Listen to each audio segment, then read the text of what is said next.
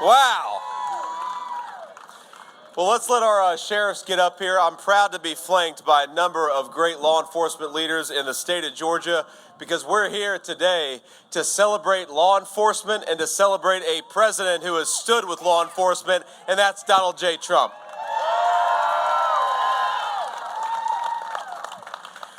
Now, we ought to remember here that we have the best country in the world. We got the best workers in the world. We've got the best people in the world. We've got the most beautiful and most abundant natural resources in the world. But the one thing that we have got to do to fix this country is fix the leadership. Because as much as we've got incredible blessing and incredible bounty, we have got a screwed up vice president calling the shots. And I think it's time to fire Kamala Harris, not to give her a promotion.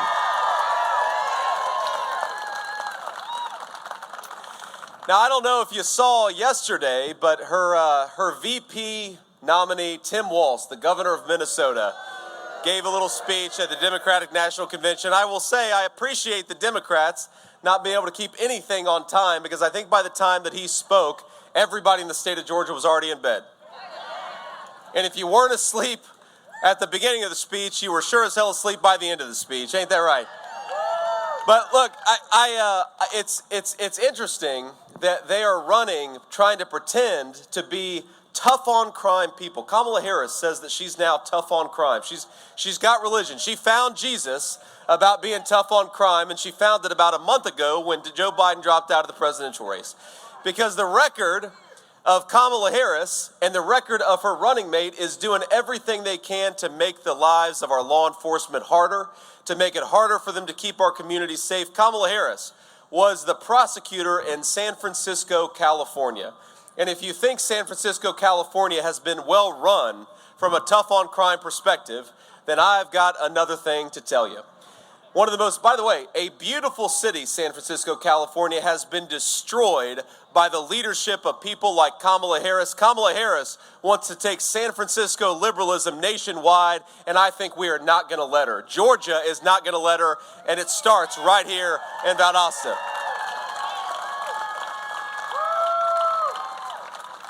Now let's just run through the contrast a little bit, the difference between Kamala Harris's record on law enforcement and Donald Trump's record. Now Kamala Harris, she wanted to make sex crimes with minors a nonviolent offense, which means more of these sickos out on the streets of our country. Do we want that? Absolutely not. Kamala Harris wanted to defund the police. She said it on video. Do we want to defund the police? Kamala Harris wants to make it easier for soft on crime prosecutors to go after our law enforcement. Do we want that? So do we want Kamala Harris as the prosecutor in chief of this country? No, we want Donald J. Trump, and that's exactly what we're going to do.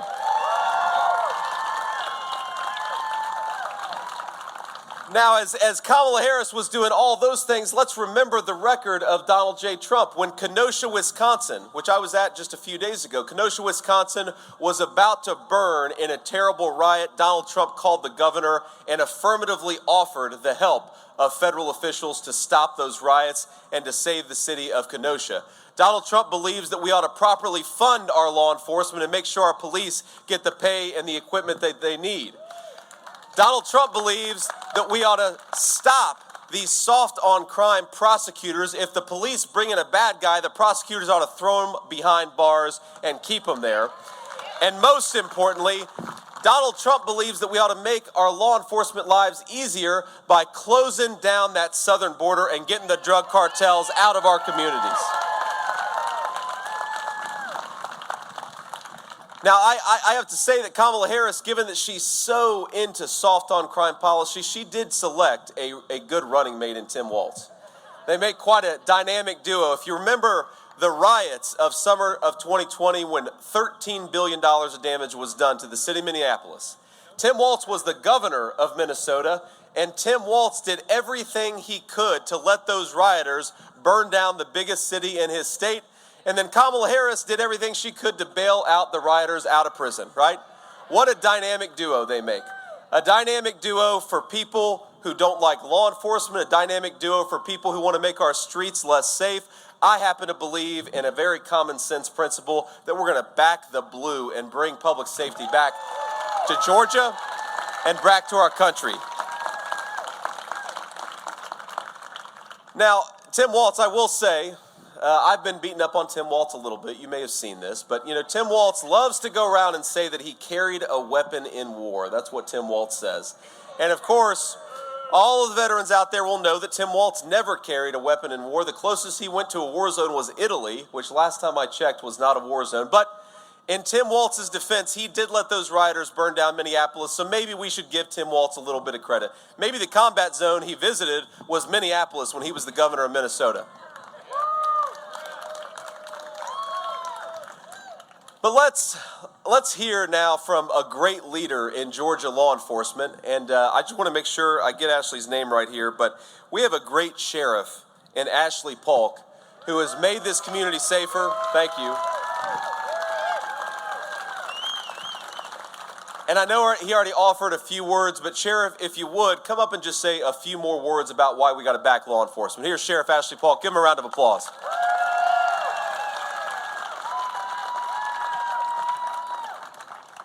Kind of a tough job to follow a real Marine that went to a real war with a real gun. I mean, tough act to follow. As I said earlier, I said you couldn't find a better pair than we've got to save this country. They're very much pro-law enforcement, and y'all know how I feel about that. Because we're there to work together with them. But we have got to get out and get these people elected because it's the most important election I've ever been in my life. It's not even me on the ballot, but I want to. By the way, I did not recognize the person that can really get elected. Where's my wife for 57 years? That's who's always got me elected. Ginger, thank you for all you do. And you will be working for the party. But let's all get together and get out and work and carry your neighbors to the polls, and because this is the last chance to save America we'll ever have. If we don't do it this time, we're going to lose it. Thank y'all.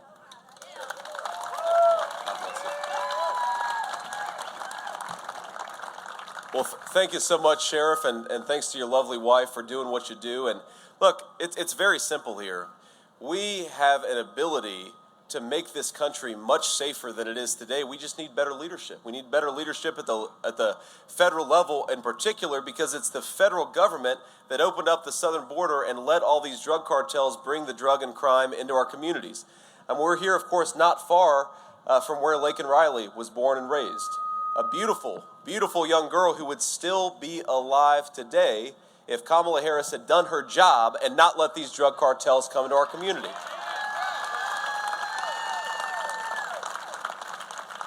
And I'm proud, and I know President Trump is proud, to have been endorsed by local law enforcement here in Georgia, but we also got some good endorsements in Wisconsin and Pennsylvania. Law enforcement knows that Donald J. Trump is the law and order candidate in this election, and you all have an incredible power to get out the vote, to drive people to the polls, and make sure he actually becomes the next president of the United States. So thank you all for everything that you're doing. Now, I want to take a few questions from the media, but before I take some questions from the press, I want to get a little bit personal here, because the sheriffs here did something for me that I've actually never seen. They took me in to the investigation room and showed me some of the stuff that they have interdicted over the last few months just here in this community. Valdosta is what, 50,000 people? Small town Georgia, you would not think is so close to the poison that the drug cartels are bringing into this country, but every town is a border town, and every state is a border state because of the policies of Kamala Harris. Now, you've got sheriffs behind me who are doing everything they can to keep our communities safer, but they need a federal government that makes their job easier and not harder. And I got to tell you, I've got three little kids. I've got a 7-year-old boy, a 4-year-old boy, and a 2-year-old girl. And what they showed me were boxes of candy that looked like nerds, look like Sour Patch Kids, look like Snickers bars, and they're boxes of candy that are actually dangerous drugs. And why did the drug cartels manufacture them like that? Because they wanted to hide them from law enforcement. And we know what's going to happen is if a pack of that candy finds its way into our communities or into our playgrounds, some kid, through no fault of their own, is going to pick up a piece of candy and it is going to take their lives from them. And I don't want that to be my child, and I don't want it to be your child either. And that's why we have to fight to change leadership in this election. Think about how sick you would have to be to manufacture drugs that look like children's candy, and think about how sick Kamala Harris has to be to let those people do business in our country instead of throwing them the hell out of our country, which is exactly what we should be doing.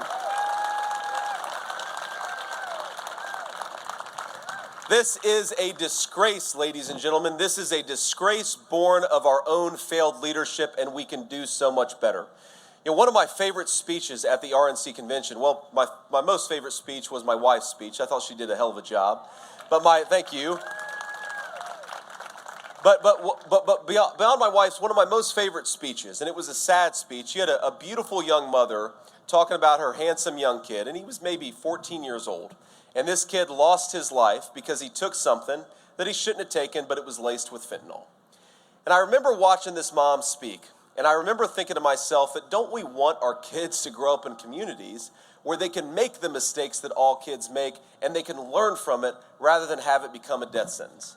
Because we all know, we either have kids, all of us were kids at one point in our life. We all know that kids are going to get into stuff that parents and grandparents don't want them to get into. That's just a part of growing up in this country. But when I grew up, even though I grew up in a poor family, though I grew up in a neighborhood that wasn't always easy, I knew that if I made a mistake, the people around me had that mistake would take my life.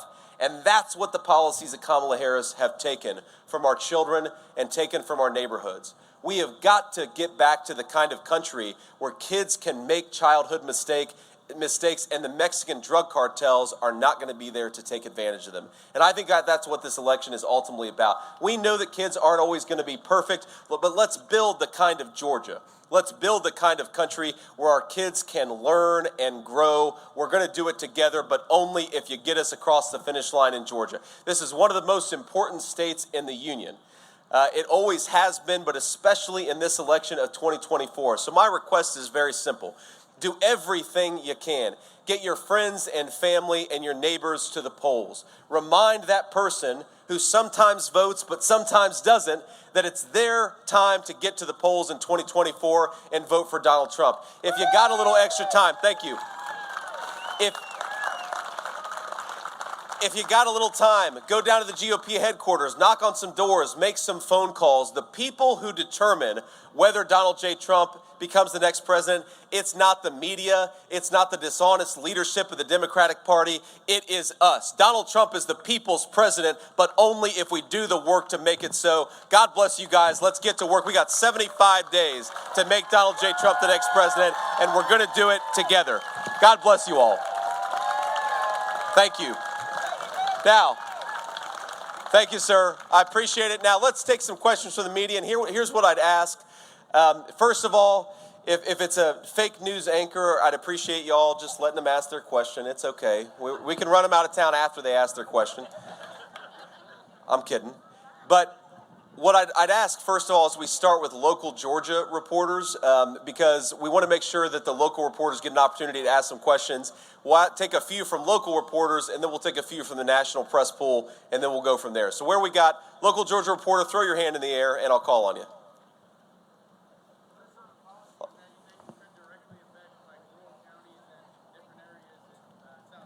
Yes, sir. The question was, what are some policies that are going to affect rural America and certainly rural South Georgia? And I think, look, the first and most important thing is rural America has been affected by this terrible poison that drug cartels are bringing in as much as anybody.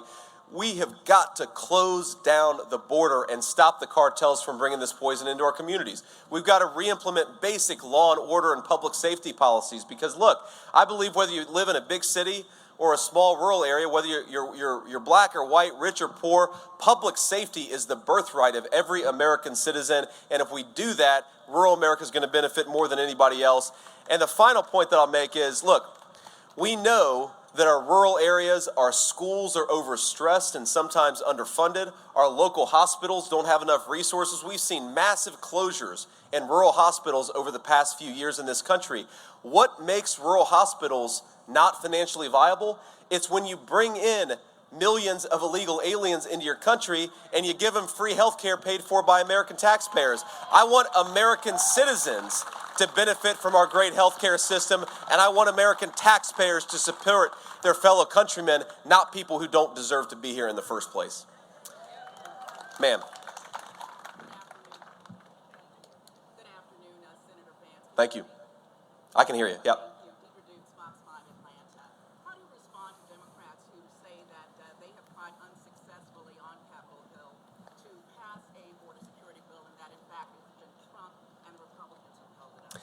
Yeah, ma'am, I appreciate that question. And for those of you who couldn't heard it, how do we respond to Democrats who say that they tried to pass a border security bill? My response, ma'am, is I was there in the Senate when they tried to pass that border security bill, and it had nothing to do with border security. It had to do with codifying a lot of the executive orders of Kamala Harris and Joe Biden that actually further opened the southern border. For example, the policy of catch and release. This is where a person comes into our country, they claim asylum, and then they're released into our country with no follow-up. Sometimes they don't come back for 5 years, sometimes they don't come back for 10 years. Kamala Harris and Joe Biden implemented catch and release through executive order. Their so-called border security package would have made catch and release the law of the land. So even if you have a guy like Donald Trump come in, he can't undo it because Congress has codified one of the worst open border policies in America. Everybody knows, everybody with an ounce of common sense knows, when Kamala Harris became president, she said she wanted to, vice president, she said, I want to suspend deportations, and she did. I want to stop Donald Trump's Remain in Mexico policy, and she did. The reason why we have an open border is because Kamala Harris undid the policies of Donald J. Trump. We bring Donald J. Trump back, we bring those policies back, we will get border security, but you've got to have a president who wants to do this stuff. Thank you all. Georgia? Yes, sir. Please ask a question. Thank you, Senator. Our station is aware of how the former president has come through here this last interview with you now. I don't think the microphone's on. It's okay. Just talk loud. Sorry about that. That's a Chinese-made microphone, actually. This is an American-made microphone. The former president, of course, he's come through South Georgia quite a lot over his last two campaigns. This is, of course, the first time that his campaign representing it has coming through with this election cycle. If you could elaborate more on why South Georgia to hold an event based on immigration and border security specifically. Well, first of all, why South Georgia? Because we love South Georgia. We got to do well in South Georgia, so we want the people here to feel a little bit of love and make sure that we're thinking about them, because we're not going to win without them, right? But I do think what is unique about South Georgia and the effect of the policies of Kamala Harris is the wide open southern border, because you have that intersection of I-10 and I-75 here, very close by. It creates a lot of space for the drug traffickers and for the sex traffickers and the human traffickers. I mean, you have crime happening in this beautiful small town that would have never happened if Kamala Harris had actually done her job. And so I think that it's important to remind people that the wide open southern border has had a very direct consequences, even as far away from Texas as South Georgia. And I think it's important to remind people of that and to make the point that if we get the leadership of Donald J. Trump back, we're going to have a secure southern border. We're not going to have drugs in our kids' playgrounds that look like children's candy. We're going to have real law and order, but we've got to get better leadership in order to get it. Yes, sir. Yes, sir, in the hat, all the way in the back. What are your policies going to be toward veterans and the care for veterans? Yes, sir. I appreciate you asking that. And you know, one of the most important, how many veterans do we have here? Let's thank the veterans for their service. Thank you all for being here. I know we got a lot of veterans. God bless you all. You know, one of the great policy achievements of the Trump administration that people don't talk enough about, but our veterans know exactly what I'm talking about, is that he promoted choice in the VA healthcare system. One of the main ways, when I got out of the Marine Corps, the main way that I had health care, because I couldn't afford it otherwise, was through the VA healthcare system. You've got great people working at the VA, But sometimes, especially in our rural areas, you've got a lot of veterans who are sitting on the phone for 3 hours trying to get an appointment who can't get an appointment. Donald Trump changed that more than any president of my lifetime. He gave veterans choice in the healthcare system, and that was a huge achievement and something the media doesn't talk enough about. The other thing Donald Trump did is again, you've got 95% of the people in the VA who are great patriots, who are doing a great job, and I think my veterans here would back me up on that. But like every bunch, you've got a few bad apples, and you've got to be able to fire the bad apples to allow the good apples to do their job. And what Donald Trump did is engage in some real bureaucracy reform that made it possible for us to fire the small number of bad VA employees so that the good VA employees could be empowered to take care of our veterans. That's exactly how it should work, and Donald Trump deserves a lot of credit for that. We're going to go back to that, because I will say, did a veterans event in Pennsylvania just a couple of days ago, and the biggest complaint I heard from those veterans was that under Kamala Harris's policies, a lot of that pro-veteran, pro-choice reform had disappeared over the last couple of years. Let's bring it back, give veterans more choice, shorten those wait times, and actually keep our promise to our veterans as we must. Maddie, you got a question? Yeah, I would just say, Senator, first off, thank you for actually taking questions. Do you think that it's time for Governor Walz and Kamala Harris to actually do a press conference and do an interview with the media? I think it's time. Don't you all? Look, it is such a cool thing to be able to run as Donald Trump's running mate and to be able to ask these wonderful people to be their vice president of the United States. It's an amazing honor. Aside from being a dad to those 3 babies and a husband to my wife, the greatest honor of my entire life is standing up here and being able to run to be the next vice president of the United States. But it is an awesome thing. It's not just a cool thing. It's not just a wonderful thing, though it is. I am asking you all for something that is quite profound.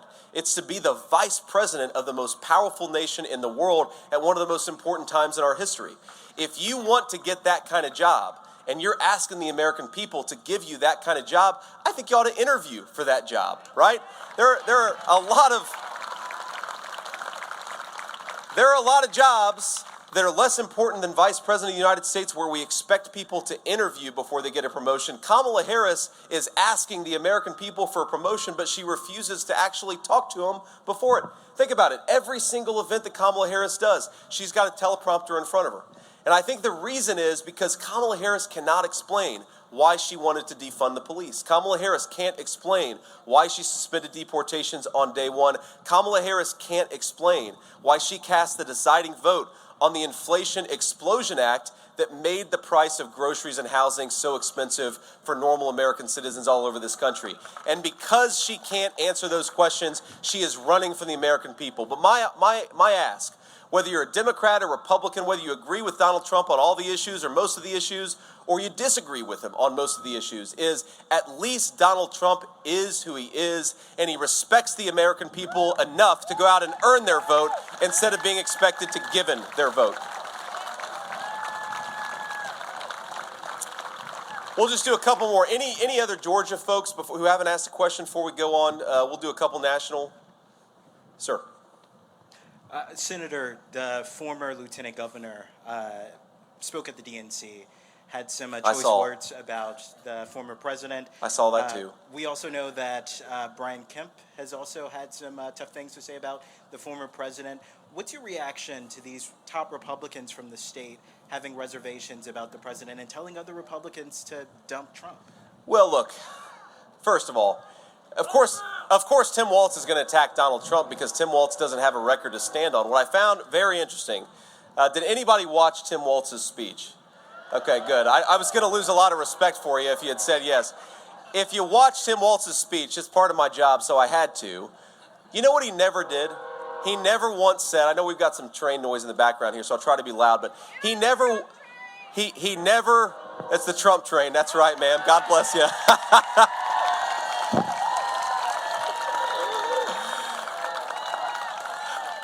What Tim Walz never once said is, Kamala Harris accomplished this thing that lowered the cost of housing. Kamala Harris accomplished this thing that lowered the cost of groceries. Kamala Harris accomplished this thing that made America more peaceful and more secure. And he couldn't say that because Kamala Harris has caused the very policies that have made Americans' lives worse over the last few years. Kamala Harris caused the open border and caused the inflation crisis. And so it is telling that a person who has been vice president for 3.5 years, her argument and the argument of her surrogates is, we're going to do things better when I get power. She's had power for 3.5 years and she's made everything worse. That is the most simple and obvious fact of Tim Walz's speech, is he can't run on a record because the record is bad. Now, look, I actually talked to Brian Kemp very briefly earlier today, and yeah, you know, I read the headlines. Brian Kemp and Donald Trump have had some disagreements. I am 100% guarantee you that Brian Kemp is behind this ticket. He wants us to win because he believes the policies of Kamala Harris are disastrous for this country, and he's exactly right about that. So I'm glad to have the governor's support. I'm glad to have any Democrat, any independent, any moderate Republican or conservative Republican. We want anybody who believes in common sense to join the Trump train, because that's what's going to save this country. And we'll do one more question from the national folks. Anybody else want to ask a question? Ma'am, please. Thank you, Senator. I wanted to ask you, because another aspect of the DNC speeches yesterday was the kind of human aspect of immigration. They had one of the DACA recipients speak. As a husband of someone who is a daughter of immigrants, how do you look at the deportation plan that Trump will put in place? Yeah. Specifically, the detention of families and children.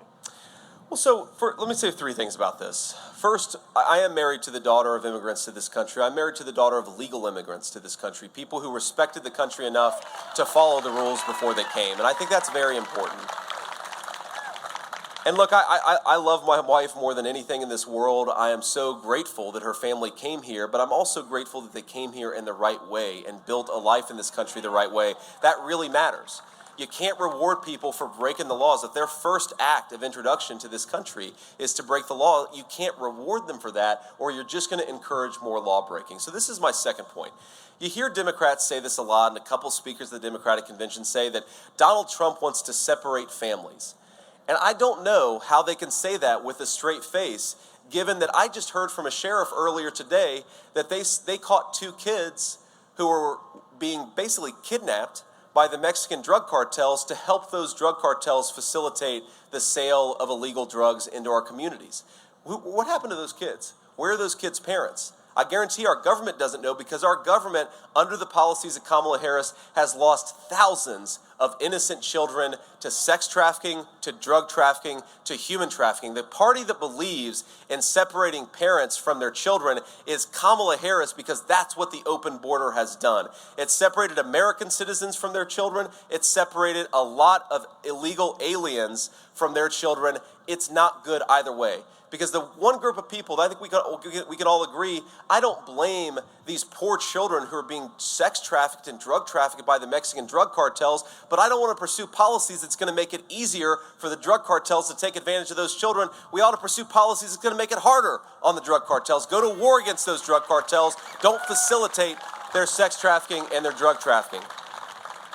And the final point that I'd say about this is, look, our message to illegal aliens who've come into this country by breaking our laws is yes. If you came into this country illegally, Donald Trump and I are going to work to send you home, because that's what is required if you want to have a real border policy. And our message to everybody who wants to come to this country is come through the right channels, because as soon as Kamala Harris is booted out of office, and it's going to happen in just a few short months, as soon as Kamala Harris is booted out of office, we are not open for business to illegal aliens or to the Mexican drug cartels anymore. That is our solemn promise to the American people, and we are very serious about it. So since that's the last question for the press, and I know we have to get on the road here, let me just say a word of gratitude to all of you and to our law enforcement. We really believe in what you do. We believe that your work is sacred and important. We are grateful to you for doing it. We're grateful to you for putting your lives on the line to make us safe. And in just a few short months, President Donald J. Trump is going to make your life easier, not harder. God bless you guys. Let's work to get it done. Thank you all, and good to see you.